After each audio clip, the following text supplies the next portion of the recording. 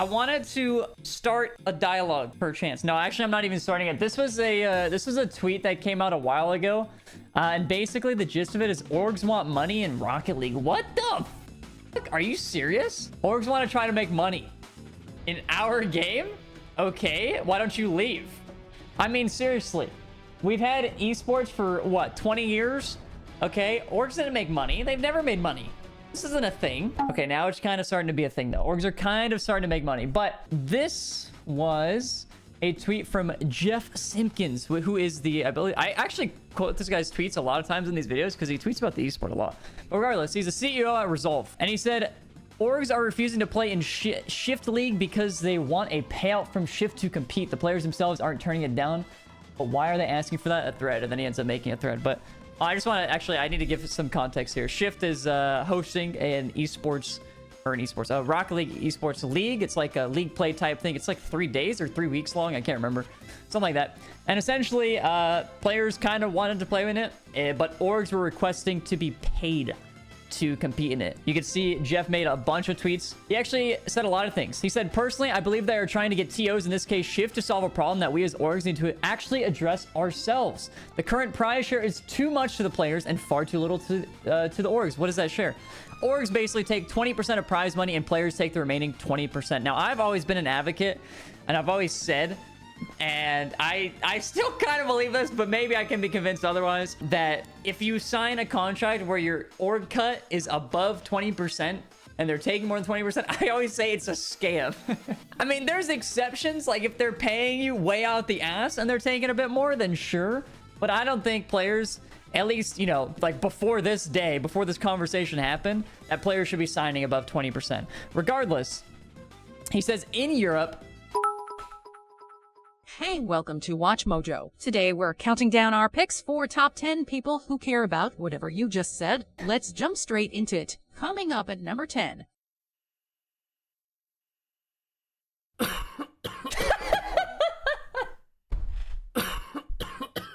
Nice, dude. Is that it? Are you done? Thanks, man.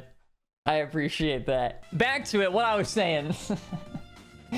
Anyway, if you take more than 20%, you're a scam. And then he goes on to say, in Europe, signed players in the top 16 are anywhere from 3,000 euros up to 12,000 euros a month. And I think people, a lot of times, when they see this, they immediately blindly go to 12,000 plus a month. Even though it says 3 to 12, they're like, oh, I mean, players are rich. Players are billionaires. They're making so much money. All these players are making so much. And he says that figure is even higher in NA. Now, I think it is, but it shouldn't be like exaggerated, because a lot of people still think that like players are making like $15,000 a month.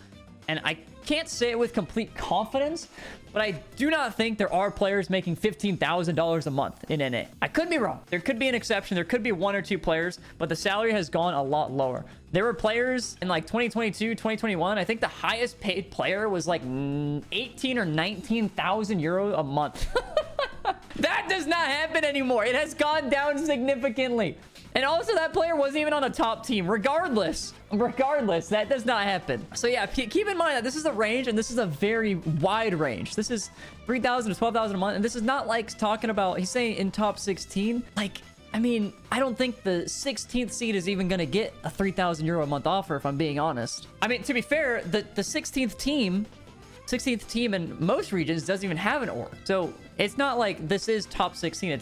They're making a consistent, probably top 8, top 9. Like that's where that range really lies, I think.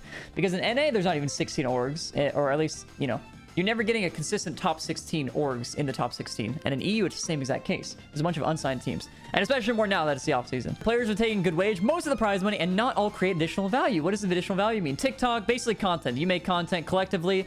Everybody needs to be on the same page and raise our expectations for prize pool share and have those conversations at contract signing. So basically, he's mentioning something about a big, a little bit of a shift, I guess. Not a big shift. But this needs to be more transparent between the orgs and the players. But it's not as if this wasn't transparent in the first place. When you're going into contract negotiations and you're trying to sign a team, you know, clearly there was some sort of agreed upon number amount, revenue share, rev share, what's it called, prize pool cut, stuff like that. So it's not as if these conversations, it's not, you just don't sign or send a blind contract and they sign a blind contract, you know. It's like, this is already talked about. So it's not as if an expectation isn't there to meet an agreement. But I think they're saying orgs are probably going to become a little bit more strict in the sense that they need money. Essentially, they're talking about, yeah, players creating additional value. And a lot of that comes from making like sponsored org content. And NRG has always done a very good job of that. It's crazy to me how a lot of orgs don't do that. But also, it makes sense because nobody consumes the content, bro. The NRG Rocket League... Hey, gamer. Just heard Musty's voice. They are definitely like one of the more popular channels. 10K views. Oh, it's a minute long. So that one doesn't really count. But 15 minutes. 9-minute video. That's 27K. Bro, like this channel does not make money. It's purely for a sponsor. I mean, you can see it right here. Score a goal, build a chair. I mean, come on. I wonder what the sponsor is Today here. we're doing a blind building challenge sponsored by DX Racing. Oh, okay. But it's all just sponsored content anyway. So this is what the orgs are talking about with creating additional value, is having the players being able to go and make that sort of sponsored content. And it's hard when you don't have something like a team house, or you're not able to fly out players weekly like NRG has the facilities to be able to do that sort of thing. That whole conversation, that transparency from Big Jeff, I appreciate him for always tweeting it and keeping it real. So thank you to him. But also, it's actually got Arnold to tweet, who is the CEO at Gen G. And he said there's a reset coming for the Rocket League competitive scene that many are still largely unprepared for. So, you know, we had salaries way up here, way up high. Like I said, 19K a month for that one specific player. And now it's in the range of, well, it's a big range, but 3 to 12K a month, and top 16 players aren't signed.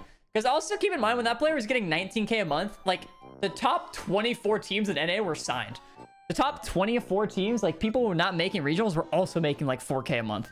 That's how ridiculous it was. So now it's scaled down a lot. It's like the top 10 teams are signed in NA, top 12, whatever it might be. And they're making 3 to 12K, whatever it might be. I'm not going to go through this whole thing, but he's basically saying he's had numerous talks with a bunch of people in the community. And he said the competitive calendar alone can't create value. Like them just signing up for tournaments and then playing in tournaments is not enough. They have players with a big presence and incredible backing of an amazing partner for the team, which I think he's talking about Mobile One. It's critical that we find ways to deliver value to them outside of tournaments. So he's talking about a DX Racer chair building video. You know, he's talking about that. He's talking about something specifically that creates a lot of value for sponsors, so the sponsor can continue paying the org. The problem with that is a lot of people don't watch those sort of videos, or it's hard to deliver that sort of product, which again is, I would say, is not the problem of the consumer. It's not the problem of the viewer. But anyways, one of the major problems is we still haven't cracked the code to find the right way to develop and promote digital goods. And he talked to other orgs and stuff like that, but they basically all said the same thing, is that the business behind the skins was not great. They had Rocket League decals in game and they sold them. They sold a couple of them, but they did not sell a good enough amount to justify basically what they're paying, which is a big red flag because your main revenue source in Rocket League is your Rocket League decals, and you're seeing that number degrade. You're going to want to either not sign a team and not even bother to go for the decal, or sign a team for significantly less. And he also said, I'm still relatively new to the scene, so I refrain from speaking out too much on this topic. But honestly, bro, I think he could say what he wants, to be honest. He's been around for a bit. I don't think Genji's like that new to the scene. I get it. He hasn't been around for like 7 years like NRG or whatever, but all right, I'll read Curly's Declaration of Independence. If all orgs are saying things are too expensive, why do they not pay teams less? If the entire product is not sustainable, I don't know why orgs are engaging in massive contracts that clearly have been unsustainable. Same thing happened in League. In a way, this feels partially self-inflicted. I think 100% it is self-inflicted. Though I think Arnold's point here isn't that like he's basically just saying that Rocket League is going to go down a path that people are not prepared for. You know, there's probably going to be a lot of cuts coming. There have been a lot of cuts, and people still really aren't prepared for what's coming. I think that's essentially just the gist he's getting at. So whatever players are making, like if a team is making like 10K a month, you know, oh no, they might go to 7K a month, which is like, I mean, I think there's like this mentality of like, oh no, this 20-year-old player went from making 10K a month to 7K a month. But bro, anybody in any job in any position would be fucking furious. They'd be pissed if their salary just got cut like that. 30% instantly. Nobody's gonna be happy about that, but they're like, oh, but they play video games. RLCS casters are seeing this right now. Yeah, bro. I mean, even me. Can we get some primers in the chat? I mean, seriously, guys. I've taken a big hit, guys. No, just as an example. Minus 60%. Yeah, minus 60% for the casters is fucking crazy. Casters took a 60% pay cut this season, which I don't think was public, but now that Curly said it, there it is. Shit, say less. Yeah, no, it's been a lot, bro. It has been fucked. It's insane. And Corelli got a 100% cut. I wasn't going to mention that, but it's again, since he brought it up, we're here. And look, I mean, look, I was paid to go to RLCS to do like viewing parties and stuff. That doesn't exist anymore. So minus 100%. I'm not trying to make this about me, but I'm trying to give examples of how this has happened. I also used to do org streams. This is, I think, before I was signed on Moist, or it might have been the same time. And I would do it for multiple orgs. And I was actually consistently talking to orgs and getting like caster rates or like higher than caster rates. But now they will not pay. They will not pay anything for their team streams. The most they'll pay is like 100, 200 bucks, I think, for like somebody, which is pretty good. You know, as it's like a day rate, you pop up, show up for 4 hours, 5 hours. Not bad. But I mean, I could just not have to watch the 15th seeded team, you know what I mean? Yeah, like FaZe, bro, FaZe was paying me to do their broadcasts, and now no. No, well, also FaZe doesn't exist anymore. Well, in Rocket League they don't exist, but I think there's gonna be a big turnaround. Like Corelli said, like, why don't orgs just pay less? I think that's what he's hinting at, and I think that's what's coming, and I think it's already started to happen. There's been a lot of teams that have already completely cut their rosters. There have been teams like dropped rosters to sign other rosters because they can get them for cheaper. And then also, I think you're going to see this specifically going into next season because it's a lot easier to do it between seasons when you have no contract, you have no team, and you're going into like a new season or a new team, and you're able to just like freshly negotiate. So, I mean, I know players have gotten pay cuts already. I don't know to the extent of what, but I know it has happened. What if players just play for free? Like, what if orgs aren't there? I don't know if you're being sarcastic or not, but I'll give you an actual answer to that. A lot of people have actually mentioned that. Like, why do we care if an org is in the esport or not? If an org is not in the esport, say Genji, Energy, whatever, I actually don't want to give French orgs the example here because French orgs, I just feel like they're so fucking mad. They're not like traditional, they're not normal orgs, and I'll get into that in a bit actually.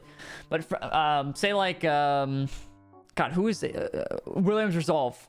I'm trying to think of a single EU team. Oxygen. Like those orgs, if they're not in the esport, those players that are playing under the org are not able to have consistent income. The only income they're able to have is the prize pool. And sure, if the org isn't taking 10% of their prize pool, they might make an extra 5k maybe. If they're not taking 10%, that seems like a lot, to be honest. You need the orgs for the sustainability of the players, really. How much is the prize pool and who funds the Shift prize pool? I can understand if it was content creators hosting it, but if they have the money, why not just pay them? So you say why not just pay them? You're talking, okay, actually let's get into this because this whole thing started because French orgs were not competing in the Shift League, right? There's 4 French orgs, main ones at least, BDS, Vitality, KC, and Gentlemates. And I guess they all simultaneously agreed. I'm gonna keep it a buck. I don't know why BDS is in there. I just feel like they're not in the same boat. Maybe I'm wrong. I don't know. But I think it's just like a French pact sort of deal. Regardless, we actually had Farah on Chalkcast to talk about it a little bit, and he gave his perspective. He's the coach of KC, and he talked about it from his POV. He didn't say like this is what KC has said and yada yada. I'm repeating for. He didn't say any of that. He basically gave his take, and I actually think he had a pretty valid take in it, where he mentioned that like the French orgs create so much value that it's not a bad idea for them to ask for fees in these situations.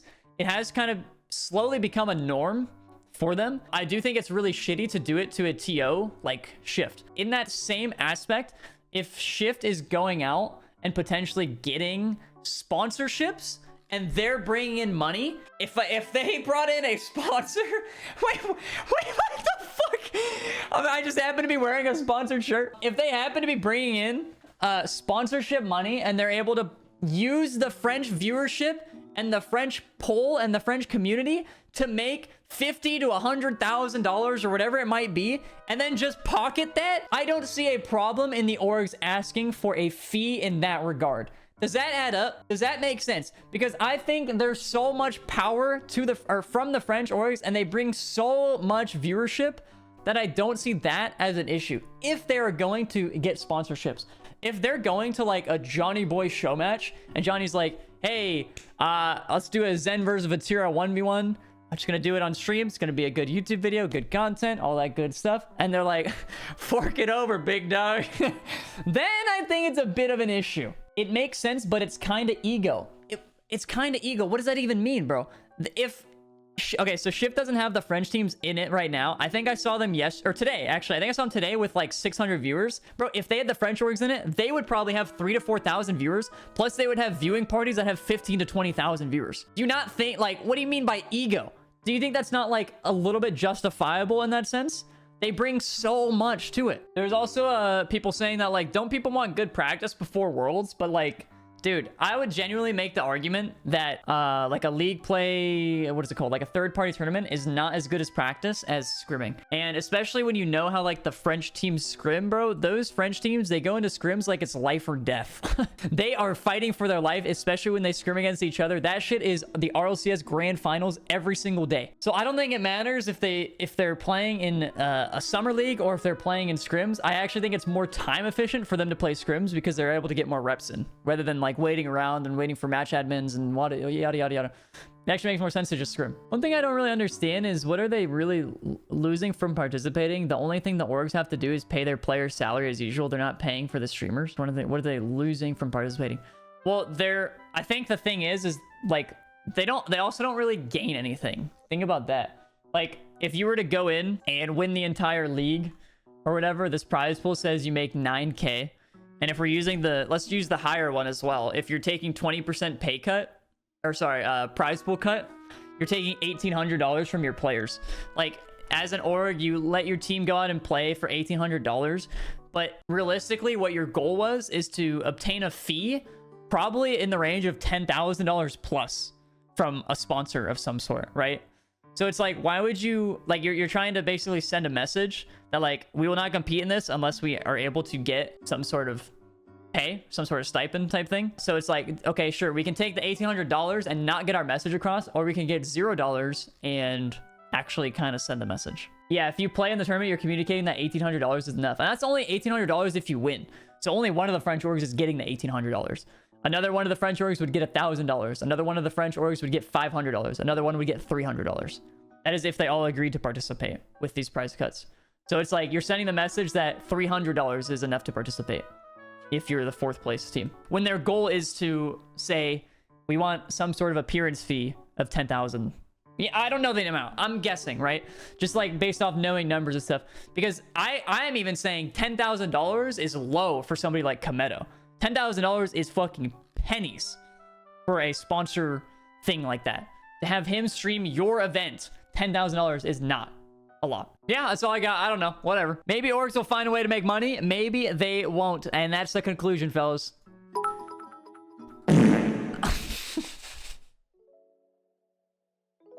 Bro, you're 27. It's not that funny.